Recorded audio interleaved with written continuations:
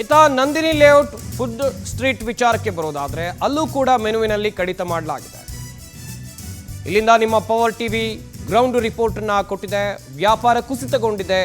Food street ಖಾಲಿ ಆಗ್ಬಿಟ್ಟಿದೆ. Cylinder ಗ್ರಹಣ, ವ್ಯಾಪಾರ ಇಲ್ಲದೆ ಊರಿನ ಕಡೆ ಮುಖ ಮಾಡ್ತಾ ಇದ್ದಾರೆ ಕಾರ್ಮಿಕರು, ವ್ಯಾಪಾರಸ್ಥರು.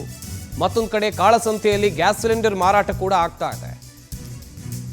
ಗಮನಿಸ್ತಾ ಹೋಗೋದಾದ್ರೆ ಬೆಂಗಳೂರಿನ ಫುಡ್ ಸ್ಟ್ರೀಟ್ಗಳಲ್ಲಿ, ಅದು ವಿವಿಪುರ ಆಗಿರಬಹುದು, ನಂದಿನಿ ಲೇಔಟ್ ಆಗಿರಬಹುದು, ಇಲ್ಲೆಲ್ಲವೂ ಕೂಡ ವ್ಯಾಪಾರಿಗಳು ಸಮಸ್ಯೆಯನ್ನು ಎದುರಿಸ್ತಾ ಇದ್ದಾರೆ. ಕಾರಣ ಅಂತ ಹೇಳಿದ್ರೆ ಸಿಲಿಂಡರ್ ಸರಿಯಾಗಿ ಸಿಗ್ತಾ ಇಲ್ಲ, ಅಡುಗೆ ಮಾಡೋದಕ್ಕೆ ಆಗ್ತಾ ಇಲ್ಲ. ನಂದಿನಿ ಲೇಔಟ್ ಫುಡ್ ಸ್ಟ್ರೀಟ್ನ ದೃಶ್ಯಾವಳಿಗಳನ್ನು ನೀವಿಲ್ಲಿ ನೋಡ್ತಾ ಇದ್ದೀರಾ. ಸಾಕಷ್ಟು ಜನ ಸೇರ್ತಾರೆ ಇಲ್ಲೂ ಕೂಡ ಸಂಜೆ ಹೊತ್ತಿನಲ್ಲಿ. ಆದರೆ ಖಾಲಿ ಆಗಿದೆ. ಯಾಕಂತ ಹೇಳಿದ್ರೆ ಗ್ಯಾಸ್ ಇಲ್ಲ.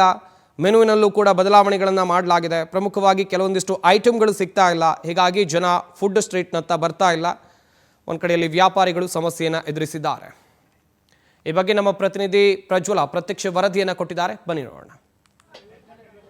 ಬೆಂಗಳೂರಿನ ಮಂದಿ ಸಸ್ಯಾಹಾರ ಮಾತ್ರವಲ್ಲದೆ ಮಾಂಸಾಹಾರದ ಬಗ್ಗೆ ಕೂಡ ಸಾಕಷ್ಟು ಕ್ರೇಜ್ ಅನ್ನ ಹೊಂದಿದ್ದಾರೆ. ಬಹಳಷ್ಟು ಕಡೆ ಹೋಗಿ ಟೇಸ್ಟ್ ಮಾಡಬೇಕು ಅಂತ ಅನ್ಕೊಳ್ತಿದ್ದಾರೆ. ಆದ್ರೆ ಈ ಸಿಲಿಂಡರ್ ಟ್ರಬಲ್ ನಿಂದ ಎಲ್ಲಾ ಹೋಟೆಲ್ಗಳಲ್ಲಿ ಎಲ್ಲಾ ಮೆನು ಕರೆಕ್ಟ್ ಆಗಿ ಸಪ್ಲೈ ಮಾಡೋಕ್ ಆಗ್ತಿಲ್ಲ ಅನ್ನುವಂತ ಬೇಸರ ಹೋಟೆಲ್ ಮಾಲೀಕರದ್ದು. ನಾನೀಗ ನಂದಿನಿ ಲೇಔಟ್ ನ ಫುಡ್ ಸ್ಟ್ರೀಟ್ ನಲ್ಲಿರುವ ಮಧು ಎಗ್ ರೈಸ್ ಕಬಾಬ್ ಕಾರ್ನರ್ ಅಲ್ಲಿ ಇದ್ದೀನಿ. ಇಲ್ಲಿ ಯಾವ ರೀತಿಯ ಸಂಕಷ್ಟ ಎದುರಾಗಿದೆ ಅನ್ನೋದ್ರ ಕುರಿತಾಗಿ ಮಾತನಾಡೋದಕ್ಕೆ ಖುದ್ದು ಹೋಟೆಲ್ ನ ಮಾಲೀಕರು ನಮ್ ಜೊತೆ ಇದ್ದಾರೆ. ಅವ್ರನ್ನ ಮಾತನಾಡಿಸ್ತಾ ಹೋಗ್ತೀನಿ.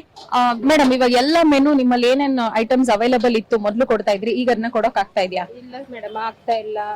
ಮೊದ್ಲು ಮೆನು ಜಾಸ್ತಿ ಇತ್ತು, ಇವಾಗ ಕಡಿಮೆ ಆಗಿದೆ. ಗ್ಯಾಸ್ ಪ್ರಾಬ್ಲಮ್ ಇಂದ ನಾವು ಕಡಿಮೆ ಮಾಡಿದೀವಿ ಎಲ್ಲ ಮೆನು. ಒಂದು ಸಿಂಪಲ್ ಆಗಿ ಜನರು ಹೊಟ್ಟೆ ತುಂಬಸಕ್ಕೋಸ್ಕರ ಸಿಂಪಲ್ ಆಗಿ ಒಂದು ಎಗ್ ರೈಸ್ ಕಬಾಬ್ ಕೊಡ್ತಾ ಇದೀವಿ. ಮೊದ್ಲು ಬೇರೆ ಏನೆಲ್ಲ ಲಭ್ಯ ಇತ್ತು ಇಲ್ಲಿ? ನೂಡಲ್ಸ್ ಬೇರೆ ಎಲ್ಲ ಇತ್ತು ಮೇಡಮ್, ಬಿರಿಯಾನಿ ಆ ತರ ಎಲ್ಲ ಇತ್ತು. ಇವಾಗ ಕಡಿಮೆ ಮಾಡಿದೀವಿ ಮೇಡಮ್, ಗ್ಯಾಸ್ ಪ್ರಾಬ್ಲಮ್ ಇಂದಾನೆ ಕಡಿಮೆ ಮಾಡಿದೀವಿ. ಎಷ್ಟು ದಿನದಿಂದ ಗ್ಯಾಸ್ ಸಮಸ್ಯೆ ಆಗ್ತಾ ಇದೆ? ನಿಮ್ಗೆ ಎಷ್ಟು ಸಿಲಿಂಡರ್ ಬೇಕಾಗುತ್ತೆ ಒಂದ್ ದಿನಕ್ಕೆ? ನಮ್ಗೊಂದ್ ದಿನಕ್ಕೊಂದ್ ಬೇಕಾಗುತ್ತೆ ಮೇಡಮ್. ಆದ್ರೆ ಇವಾಗ ಗ್ಯಾಸ್ ಇಲ್ದೇ 4 ದಿನ ಆಯ್ತು ನಾವು ಹೋಟ್ಲಾಕಿ. ಮನೆ 4 ದಿನ ಆಗಿದೆ ಹೋಟ್ಲಾಕಿ. ಎಲ್ಲ ಪ್ರಾಬ್ಲಮ್ ಆಗಿದೆ. ಮತ್ತೆ ನಮಗೂ ಎಲ್ಲಾ ಕಡೆನೂ ಮನೇಲೂ ಪ್ರಾಬ್ಲಮ್ ಇದೆ. ಮಕ್ಳಿಗೆ ಹಾಲ್ ತರಕ್ಕೆ ಕಷ್ಟ ಆಗ್ತಿದೆ. 4 ದಿನ ಆಯ್ತು ಹೋಟ್ಲಾಕಿ, ಗ್ಯಾಸ್ ಪ್ರಾಬ್ಲಮ್. ಇವಾಗ ಹೋಟೆಲ್ ನ ಕ್ಲೋಸ್ ಮಾಡಿ ಓಪನ್ ಮಾಡಿ ಮಾಡ್ತಾ ಇದ್ರೆ ಕಸ್ಟಮರ್ಸ್ ಬರೋದು ಕೂಡ ಕಡಿಮೆ ಆಗುತ್ತೆ ಅಂಡ್ ದುಡ್ಡು ಲಾಸ್ ಆಗುತ್ತೆ. ಎಷ್ಟು ಲಾಸ್ ಆಗ್ತಿದೆ? ಲಾಸ್ ಆಗ್ತಿದೆ ಮೇಡಮ್. ನಮಗೆ ಕಮಿಟ್ಮೆಂಟ್ಗೆ ಡೈಲಿ ಕಮಿಟ್ಮೆಂಟ್ಗೆಲ್ಲ ರೊಟೇಷನ್ ಆಗ್ತಾ ಇಲ್ಲ ಅಮೌಂಟ್. ಏನೋ ಮಾಡ್ಕೊಂಡು ಅವತ್ತಿಂದ ಅವತ್ ಜೀವನ ಸಾಗಿಸ್ತಾ ಇದೀವಿ. ಹೌದು. ಇವಾಗ ಯಾವೆಲ್ಲ ಐಟಮ್ಸ್ ನ ನೀವು ಕಟ್ ಮಾಡಿದಿರಲ್ಲ, ಇದನ್ನ ಹುಡುಕೊಂಡ್ ಬರುವಂತ ಕಸ್ಟಮರ್ಸ್ ಏನ್ ಹೇಳ್ತಿದ್ದಾರೆ ಐಟಮ್ ಕಟ್ ಮಾಡಿರೋದಕ್ಕೆ? ಮಾಡಿಲ್ಲ, ಏನಾಗಿದೆ ಅವ್ರಿಗೂ ಗೊತ್ತಿರುತ್ತಲ್ಲ ಗ್ಯಾಸ್ ಪ್ರಾಬ್ಲಮ್ ಇದೆ ಅಂತ. ಓಕೆ, ಅಡ್ಜಸ್ಟ್ ಮಾಡ್ಕೊಂಡು ಅದು ಪರವಾಗಿಲ್ಲ ಇರೋದೇ ಕೊಡಿ ಅಂತ ತಿಂದು ಹೋಗ್ತಾ ಇದ್ದಾರೆ. ಸರ್ಕಾರಕ್ಕೆ ಈ ಸಮಸ್ಯೆ ಬಗ್ಗೆ ಏನ್ ಮನವಿ ಮಾಡ್ಕೋತೀರಾ? ಆದಷ್ಟು ಬೇಗ ಈ ಗ್ಯಾಸ್ ಪ್ರಾಬ್ಲಮ್ ಇಂದ ಮುಕ್ತಿ ಕೊಡ್ಲಿ. ನಮ್ಗೆ ನೆಮ್ಮದಿಯಾಗಿ ಜೀವನ ಮಾಡ್ಕೊಂಡು ಹೋಗ್ತಿದ್ದೋ, ಪ್ರಾಬ್ಲಮ್ ಇರ್ಲಿಲ್ಲ. ಆದ್ರೆ ಇವಾಗ ತುಂಬಾ ಪ್ರಾಬ್ಲಮ್ ಆಗಿದೆ. ಇದರಿಂದ ಮುಕ್ತಿ ಕೊಡ್ಲಿ ಆದಷ್ಟು.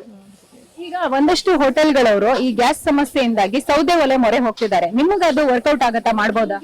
ಆಕ್ಚುಲಿ ನಾವು ಮಾಡ್ಕೊಂತೀವಿ ಅವ್ರ ಮನೆ ಹತ್ರ ಆಗ್ಬೋದು ಮೇಡಮ್. ಆದ್ರೆ ಅಲ್ಲೂ ಕಷ್ಟ ಆಗುತ್ತೆ. ಆದ್ರೂ ಪರವಾಗಿಲ್ಲ, ಅಡ್ಜಸ್ಟ್ ಮಾಡ್ಕೊಂಡ್ ಮಾಡ್ತೀವಿ. ಆದ್ರೆ ಇಲ್ಲಿ ಈ ತರ ಮಾಡಕ್ಕೆ ಜಾಗ ಇಲ್ಲ. ಸೌದೆ ಯೂಸ್ ಮಾಡಕ್ ಜಾಗ ಇಲ್ಲ ಮೇಡಮ್. ಬೇರೆಯವ್ರಿಗೆಲ್ಲ ತೊಂದ್ರೆ ಆಗುತ್ತೆ, ಜಾಗ ಇಲ್ಲ ಮಾಡಕ್ಕೆ. ಆಗಲ್ಲ ಈ ತರ ಎಗ್ ರೈಸ್ ಎಲ್ಲ ಮಾಡಕ್ ಆಗಲ್ಲ ಸೌದೆ ಒಲೆಯಿಂದ.